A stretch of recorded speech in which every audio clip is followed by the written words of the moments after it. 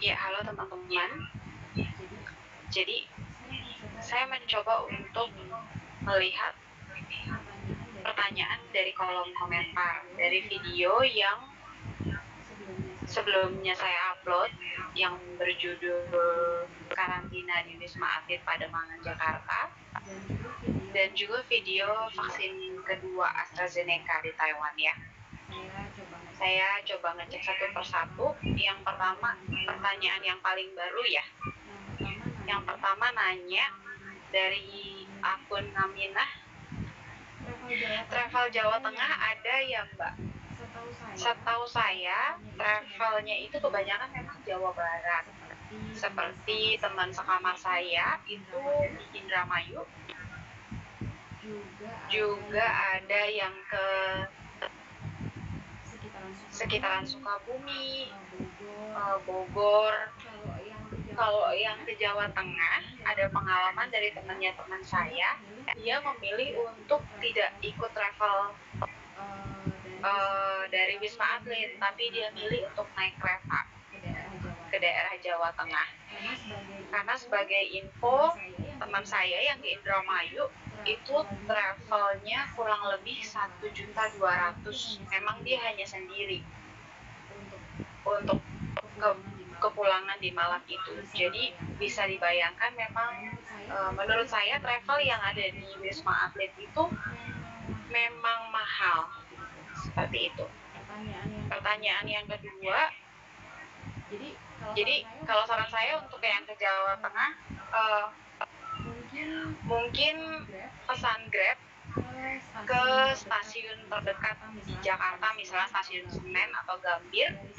Dari situ nanti teman-teman bisa naik kereta ke Jawa Tengah, atau pesan Grab ke terminal terdekat. Misalnya paling dekat mungkin dari Wisma Atlet bisa ke stasiun ke terminal Kampung Rambutan misalnya, atau terminal Pulau Gadung.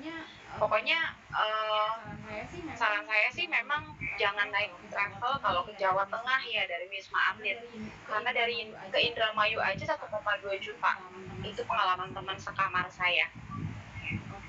Oke, untuk pertanyaan selanjutnya, untuk pengurusan IMEI, daftar IMEI-nya gimana? Saya bertanya sama teman saya,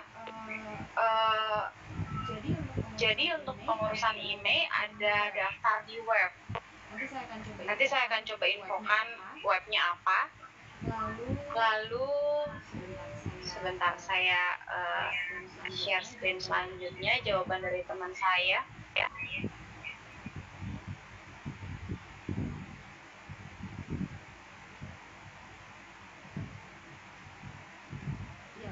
Ya, untuk yang teman saya ini dia bilang bahwa bayarnya kurang lebih, ini yang tadi travel ya, yang ke Indramayu. Tapi dia bilang tidak nunjukin apa-apa, hanya ditanyain bahwa handphonenya berapa harganya. Lalu nanti pokoknya di bawah 10.000 dia bilang tidak dikenakan biaya apa-apa untuk biaya cukainya, dan ditanyakan identitas dan nomor telepon di Indonesianya, seperti itu.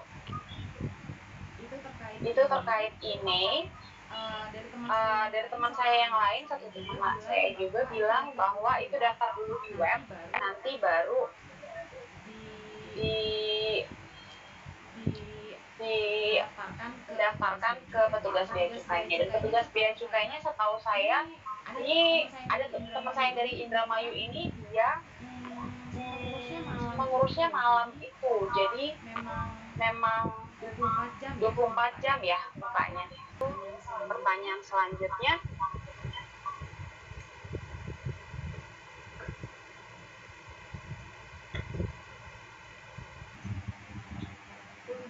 untuk akun dari Maria Luna ya.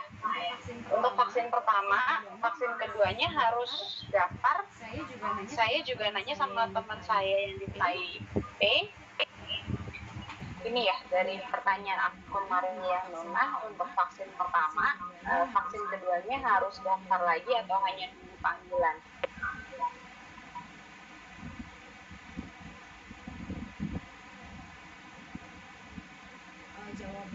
Jawabannya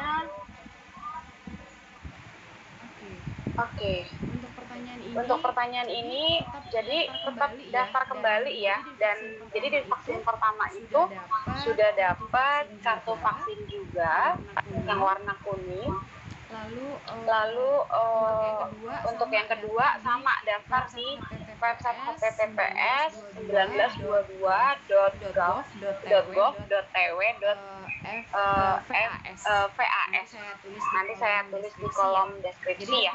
Jadi daftar kembali ke website yang sama, lalu nanti akan dikonfirmasi untuk lokasinya seperti yang kemarin. Seperti itu ya, semoga terjawab pertanyaannya.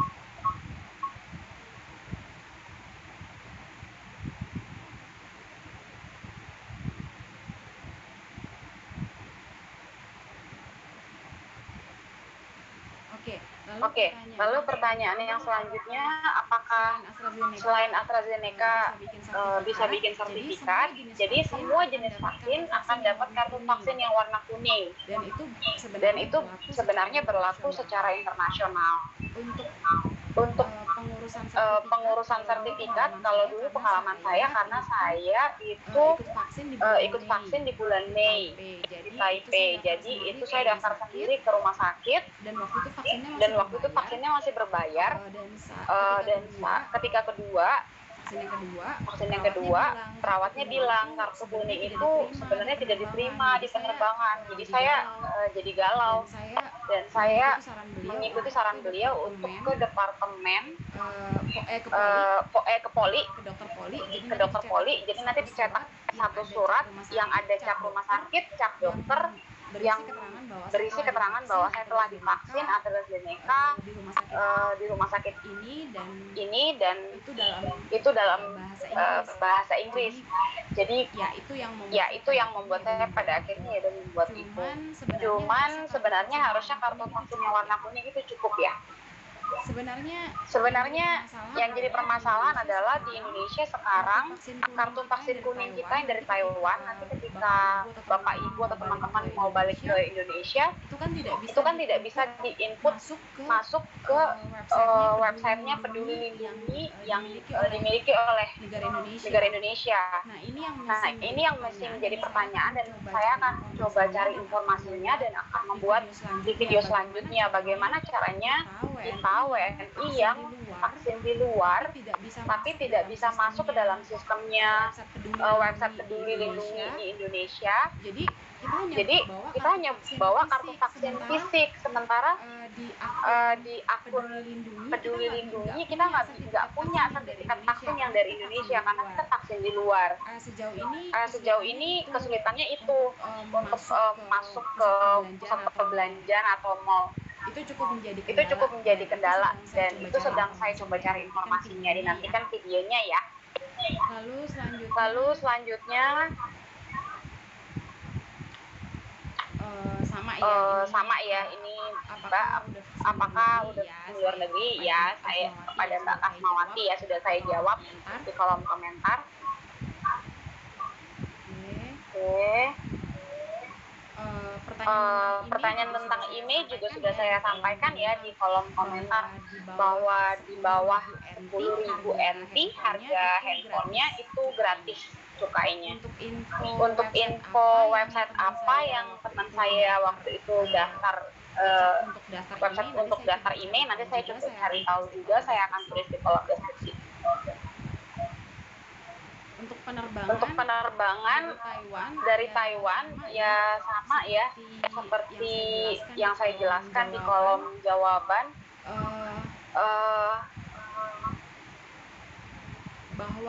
bahwa kalau yang dari Taiwan ada yang transit di Hong Kong itu Cathay Pacific. Jadi Taiwan, Hong Kong, Jakarta, atau Taiwan, Hong Kong, Surabaya. Kalau yang transit di Singapura berarti pakai Scoot Airline, itu berarti Taiwan, Singapura, Jakarta, atau Taiwan, Singapura, Surabaya. Atau saya kurang ingat juga apakah yang ke Surabaya yang ke dari Surabaya Jakarta juga. dari Jakarta juga. Misalnya kalau seperti itu berarti Taiwan, Singapura, Jakarta, baru ke Surabaya. Tapi setahu saya yang yang dari Singapura itu itu ada yang langsung ke Surabaya, jadi tidak melalui Jakarta. Seperti itu. Kalau yang pesawat langsung sepertinya harganya cukup mahal dan penerbangannya itu nggak tiap hari waktu di bulan Juli. Saya nggak tahu di Agustus ini ya. Mungkin teman-teman yang punya info boleh tulis di kolom komentar. Oke. Jarak vaksin kalau AstraZeneca di Taiwan boleh 8 minggu. Jadi rentang normalnya itu 8 sampai 12 minggu. Jadi kurang lebih 2 sampai 3 bulan. Jadi teman-teman yang mau pulang ke Indonesia mungkin bisa dipertimbangkan jarak vaksinnya.